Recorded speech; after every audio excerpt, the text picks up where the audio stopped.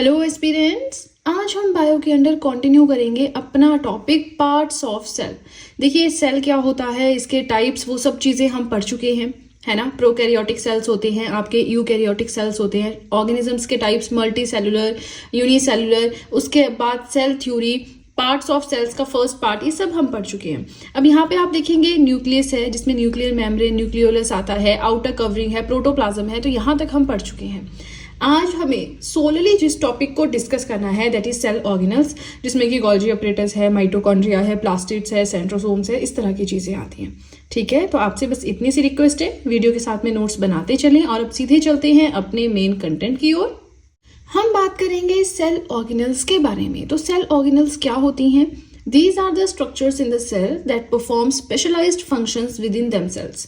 एक सेल जो होता है उसमें बहुत सारे कंपार्टमेंट्स होते हैं, ठीक है, बहुत सारी अलग अलग चीजें होती हैं जो अलग अलग फंक्शन अपना परफॉर्म करती हैं।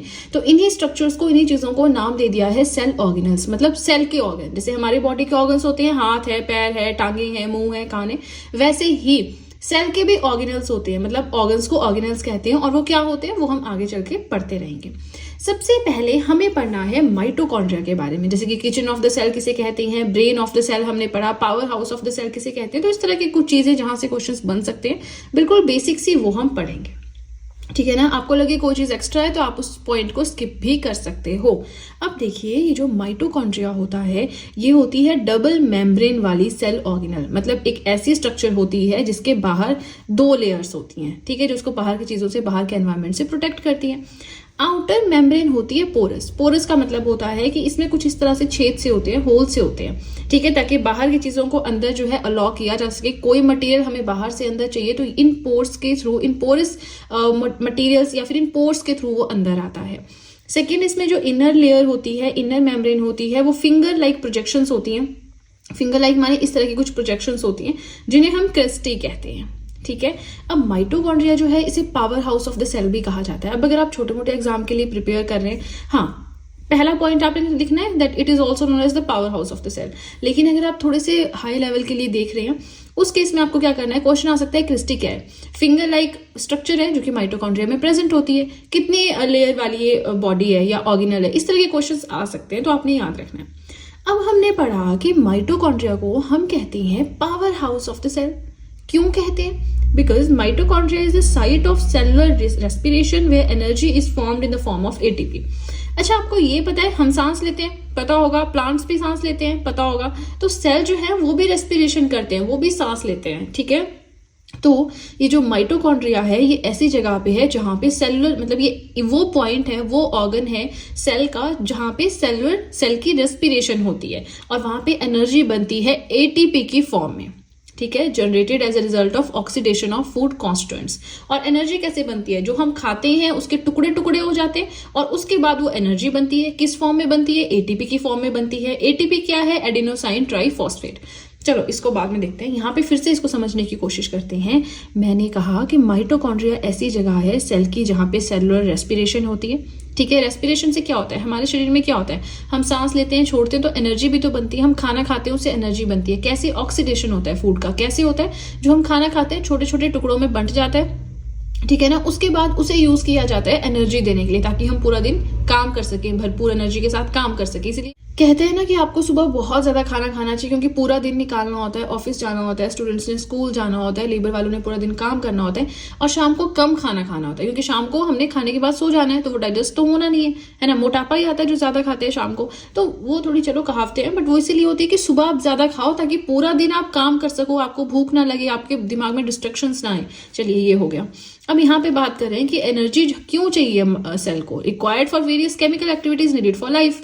ये जो खाने का फूड कॉन्स्टेंट्स टूट रहे हैं, उनका ऑक्सीडेशन हो रहा है, एनर्जी बन रही है एटीपी की फॉर्म में, सारा चाहिए क्यों है? एनर्जी इसलिए चाहिए ताकि सेल अपनी जो केमिकल एक्टिविटीज है उन्हें कर सके। समझ में आ गया पूरा कंसेप्ट। अब यहाँ से हम एटीपी को उठा लेते हैं। ये एटीपी क्या है जी? एडेनोसाइन ट्राइफॉस्फेट है।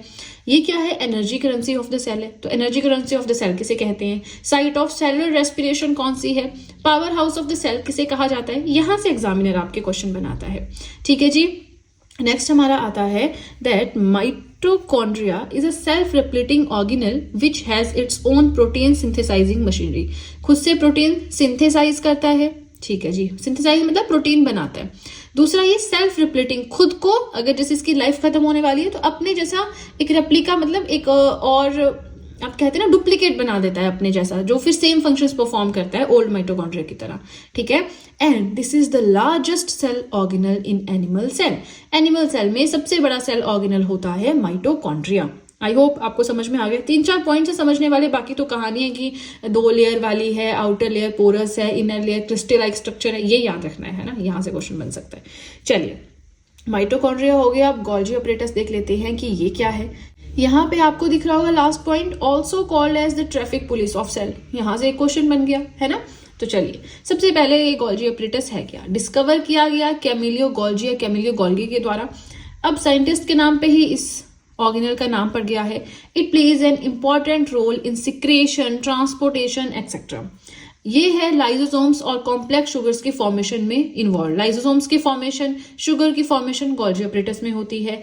कॉल्ड डाइक्टोसोम्स इन प्लांट्स, और इसे traffic police of the cell भी कहा जाता है। अब इसमें देखिए इंपॉर्टेंट पॉइंट कुछ नहीं है, बट आप लोग जैसा कहते हैं कि मैम ये पॉइंट छूट गया, वो पॉइंट छूट गया, मैंने सब कुछ लिख दिया है, बट यहाँ से बस यही है कि प्लांट्स में से किस नाम से जाना जाता है, क्या काम है इसका, शुगर फॉर्मेशन का काम है, क्यों और किस नाम से जाना जाता है, traffic police of the cell कहा जाता है ना। तो ये पार्ट इतना इंपॉर्टेंट नहीं है, बट ये 2-3 पॉइंट्स आपने लिखने हैं।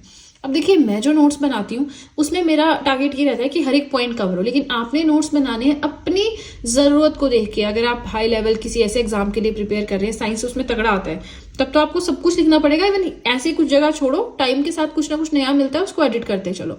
लेकिन अगर आप छोटे मोटे एग्जाम्स के लिए प्रिपेयर कर रहे हैं, तो मैं 3 पेजेस के नोट्स बना रही हूँ, आप 1.5 पेज के बनाए, है ना। जो चीजें आपको लगता है नहीं इंपॉर्टेंट है, स्किप कर दे, ठीक है जी। चलिए, इसी के साथ फर्स्ट पेज हुआ कंप्लीट। कोई भी फीडबैक हो कमेंट सेक्शन में दे सकते हैं। और चलिए, अब सीधे चलते हैं अपने नेक्स्ट पेज की ओर। नेक्स्ट हमारा जो सेल ऑर्गेनल है दैट इज ER। ER माने एंडोप्लाज्मिक रेटिकुलम। अब ये भी 2 तरह का होता है, rough ER and smooth ER। Rough ER में क्या होता है, प्रोटीन सिंथेसिस होती है, मतलब प्रोटीन बनते हैं।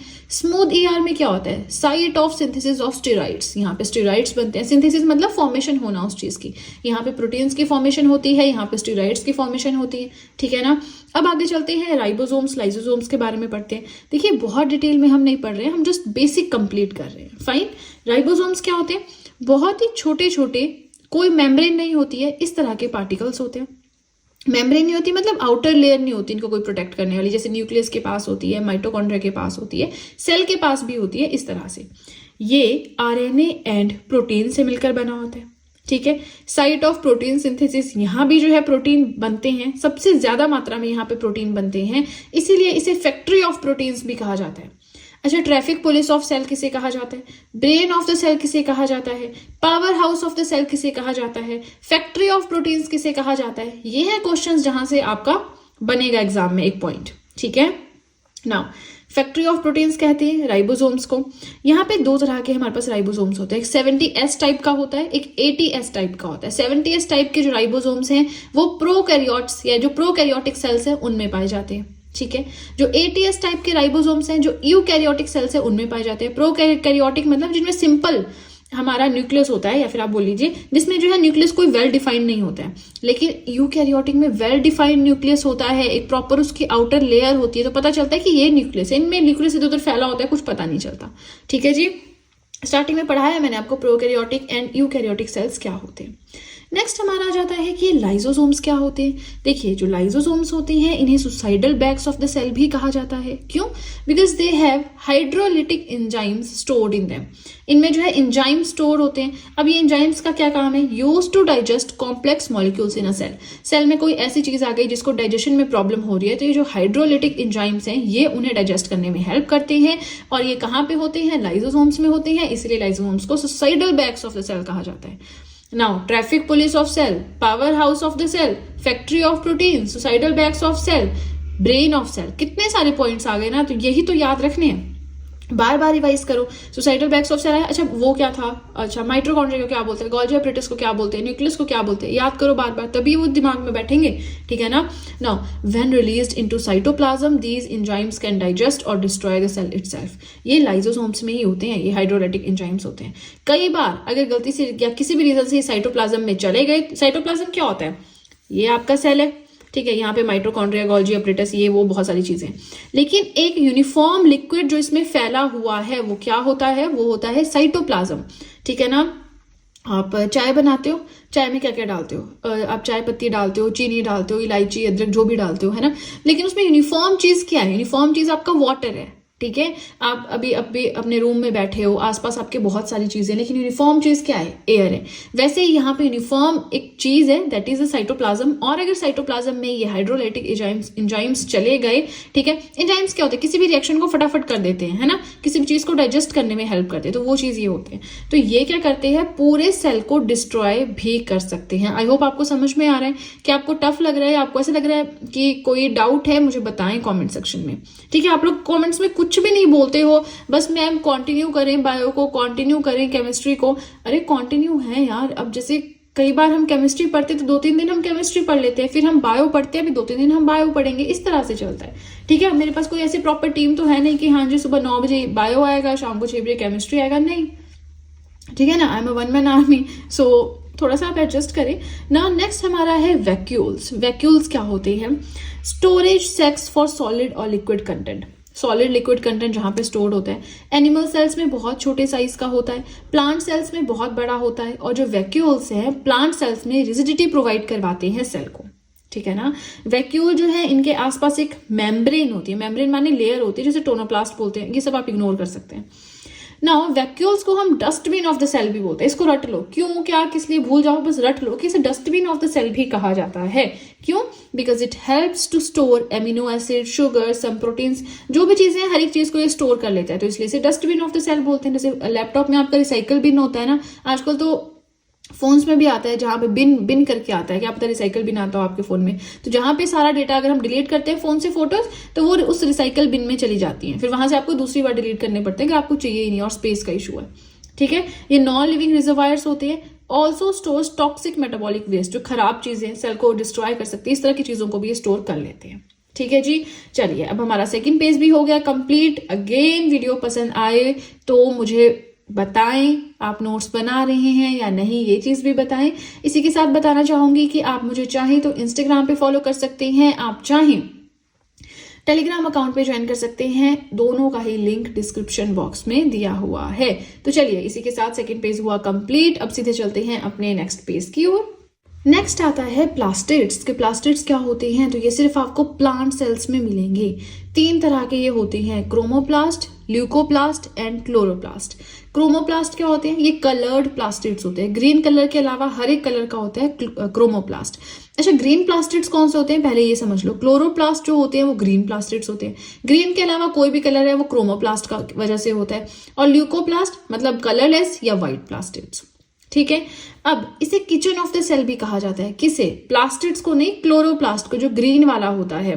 Which is a site of photosynthesis at it contains chlorophyll. तो ये हमने पढ़ा हुआ है ना सारा, क्लोरोफिल, फोटोसिंथेसिस, प्लांट, सब कुछ पढ़ा है हमने, तो ये चीज हम यहाँ डिस्कस नहीं करेंगे। बट यहाँ पे कलर की बात हो रही है ना।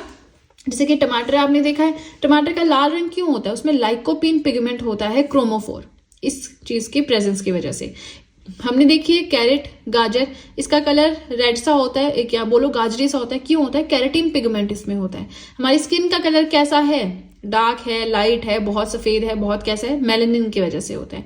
बीट रूट, चुकंदर, इसका कलर बेलेडिन की वजह से होता है। तो यहां से क्वेश्चंस आते हैं। ठीक है, ये कुछ चीजें हैं आपको समझने की जरूरत है। नेक्स्ट आता है क्रोमोसोम्स क्या होते हैं।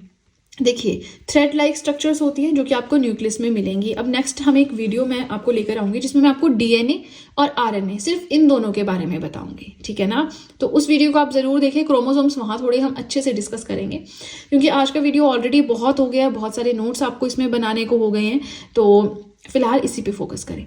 अब जो हमारा सेल होता है, सेल के अंदर जो न्यूक्लियस होता है, न्यूक्लियस में आपको मिल जाएंगे क्रोमोसोम्स। धागे की तरह इनकी स्ट्रक्चर होती है। Bead like structure found on chromosomes are called genes. अब क्रोमोसोम्स के ऊपर बीड्स की तरह कुछ स्ट्रक्चर मिलती है, उन्हें हम बोलते हैं जीन्स। अब ये जो जीन्स हैं ये डीएनए के बने हुए होते हैं। ठीक है, ये जो डीएनए है, these are the carrier of genetic information from generation to generation. अच्छा, हमारे फादर की तरह हमारी स्माइल है, हमारी मदर की तरह हमारी आईज है, हमारी हाइट हमारे दादा की तरह है, तो कुछ ना कुछ होता है ना कि दादा, नाना, पापा, मम्मी इनकी तरह होते हैं। वो करेक्टरिस्टिक्स जो हमने उनसे लिए हैं वो डीएनए की वजह से आते हैं। These are also known as the units of inheritance, DNA, है ना। इन सम वायरसेस जो आरएनए, ये क्या होता है, डीएनए क्या होता है, डीऑक्सीराइबो न्यूक्लिक एसिड, ये क्या होता है, राइबो न्यूक्लिक एसिड। तो जेनेटिक मटेरियल जो आरएनए भी जेनेटिक मटेरियल है, लेकिन ह्यूमंस में नहीं होता है जेनेटिक मटेरियल। देखिए, दो चीजें हैं, जेनेटिक सब्सटेंसेस होते हैं दो, डीएनए एंड आरएनए, लेकिन ह्यूमंस में जो जेनेटिक मटेरियल है मेन वो डीएनए है, आरएनए जेनेटिक मटेरियल नहीं है ह्यूमंस में। लेकिन मैक्सिमम जितने भी वायरसेस हैं उनमें जेनेटिक मटेरियल होता है आरएनए, कुछ में डीएनए होता है बट सब में आरएनए होता है। और वो वायरसेस जिनमें आरएनए जेनेटिक मटेरियल होता है उन्हें हम बोलते हैं रेट्रोवायरस। एडिशनल सा हो गया। अब इसके बारे में हम पढ़ेंगे नेक्स्ट वीडियो में थोड़ा अच्छे से। फिलहाल थोड़ा सा यहाँ पे डिफरेंस देख ले, animal cell and plant cell के बीच में क्या डिफरेंस होता है। देखिए, वो जो हम पढ़ते हैं डायग्रामेटिकली रिप्रेजेंटेशन, वो सब कुछ वो उनके लिए जिनको इसी फील्ड में आगे स्टडी करनी है। हमें जस्ट बेसिक साइंस आता है, जनरल साइंस आता है, डे टू डे साइंस आता है, तो इसमें बहुत डायग्राम में जाने की, समझने की चीज़ों को बहुत ज़्यादा ज़रूरत नहीं है, ठीक है ना। यहाँ पे हम बात करें सेल वॉल, एनिमल सेल में नहीं होती है लेकिन प्लांट सेल में होती है सेलुलोज की फॉर्म में। शेप, एनिमल सेल में होती है इरेगुलर राउंड होती है सेल की शेप, यहाँ पे रेक्टेंगुलर होती है। वैक्यूल्स, एनिमल सेल में बहुत छोटे साइज में प्रेजेंट होते हैं, कई बार एब्सेंट भी होते हैं, लेकिन प्लांट सेल में बहुत बड़ा वैक्यूल होता है। प्लास्टिड्स यूजुअली एब्सेंट होते हैं लेकिन प्लांट सेल में आपको मिल जाएंगे। तो यहाँ से तो छोटा मोटा क्वेश्चन बन सकता है, ठीक है ना। अब देखिए, इसी के साथ हमारा आज का टॉपिक हुआ कंप्लीट। पार्ट्स ऑफ सेल्स हमने पढ़ लिए, बट डीएनए एंड आरएनए क्या है वो मैं आपको नेक्स्ट वीडियो में पढ़ाऊंगी, ठीक है। इसी के साथ वीडियो पसंद आए तो लाइक ज़रूर कीजिएगा, चैनल को ज़रूर सब्सक्राइब करें, बेल आइकन को प्रेस करें सो दैट मैं जैसे कोई वीडियो अपलोड करूं सबसे पहले नोटिफिकेशन आपके पास पहुंचे। प्लस जो भी आपके फ्रेंड्स हैं जो भी गवर्नमेंट एग्जाम्स के लिए प्रिपेयर कर रहे हैं उनके साथ भी मेरे चैनल का लिंक ज़रूर शेयर करें so that in hand written notes का उन्हें भी कुछ फ़ायदा हो सके। तो चलिए फ्रेंड्स, आज के लिए इतना ही। अब हम मिलेंगे नेक्स्ट वीडियो में। So that's it and see you soon.